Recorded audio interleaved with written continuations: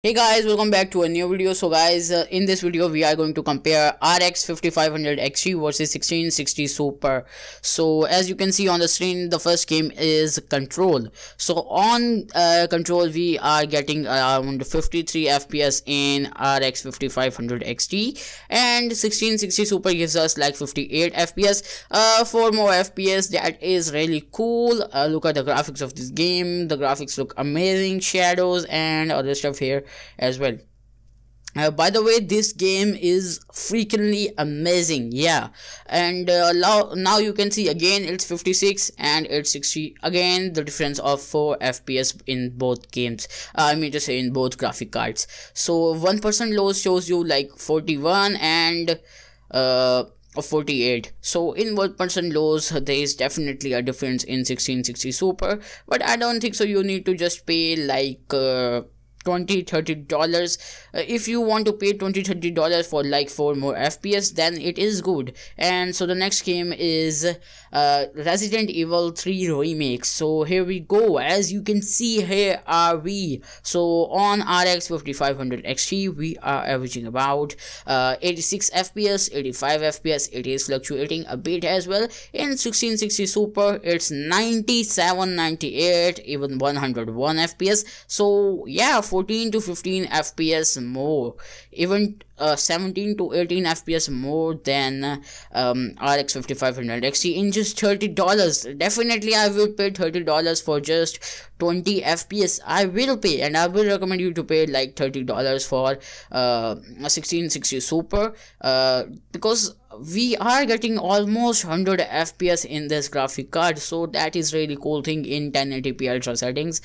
So this is Resident Evil 3 Remake. The game looks fantastic, and textures look amazing. Shadows are also looking great as well. So here we are running, and in 1% lows you see it's 67 and it's 77. So the next game you can see on the screen is Shadow of the Tomb Raider, and RX 5500 XT give us 75-76 FPS, and on the other hand 1660 gives us 84-85 FPS. So that is a lot better. And yeah, I want to request something. If you are enjoying this video and you are getting a little bit knowledge, so please like this video, share this video, and subscribe to the channel and press bell icon. You can comment down below that should I make a video on RX 5600 XT versus 1660 Super or 1660 Ti. So yeah, please comment down below. So here we go. If we see 1% lows is 63 here, 73 here, so almost 10 difference. So definitely I will just repeat the same thing, that yeah, you can spend $20-30 for like 10 to 20 FPS more in different games, depending on different games. Yeah, in some games AMD has done such a great job, and in some Nvidia has done such a brilliant job as well. So the next game you can see on the screen is Horizon Zero Dawn. OMG, so this game is amazing, and it has 72-73 FPS in RX 5500 XT. On the other hand, it has average FPS of 71-73, and on RX 5500 is 68. So you can see a big difference between these. Like 4 to 5 FPS is not a really big difference, but it is a big difference if you are comparing price with like $40 to $50. I mean seriously man, if you have $40-50, it's not about $40-50, it's about $20-30. I mean $20 or $30. So yeah, you can get at least 5 to 6 FPS more in this game as well. So the graphics are looking cool in this game as well, and this game is very fun to play as well. So yeah, I will recommend you again, but obviously I will not repeat the dialogue again and again because it makes the video boring. So this is Hitman 2. Okay, he is the assassinate.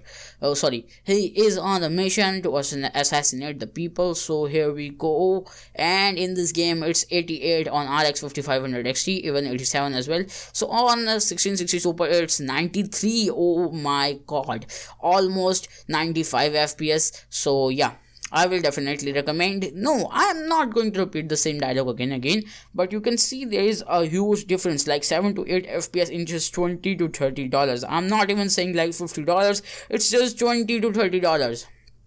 And this is amazing, I loved it. And look at the CPU temperatures and GPU temperatures as well, and the percentage of usage of CPU and GPU in both of the graphic cards. You can see that thing on the screen. So here we go, come on, look at the shadows, and the game looks quite good. So the next game is, you can see on the screen, it's Assassin's Creed Odyssey. I'm not playing Assassin's Creed Valhalla because I'm waiting for another update of RX 5500 XT and maybe GTX 1660 Super as well. So yeah, for the latest update, you can see on RX 5500 XT, its average is 66 FPS. On 1660 Super, it's 73. Again 73, we gain like 7 or 8 FPS more in this game as well. So it's definitely worth it, because if you want to play this game in like ultra settings, high settings, getting 7 to 8 more FPS, and high settings, I will guarantee that you will get like 10 to 12 FPS more. So yeah, that is something cool, and I will definitely play if I have a choice like that. I will just spend like $20-30 for just 10 to 12 FPS, because I'm not talking about here about $100 or $150. It's just about $10 to $20. So yeah, so the next game in this list is, you can see on the screen, is Star Wars Jedi Fallen Order.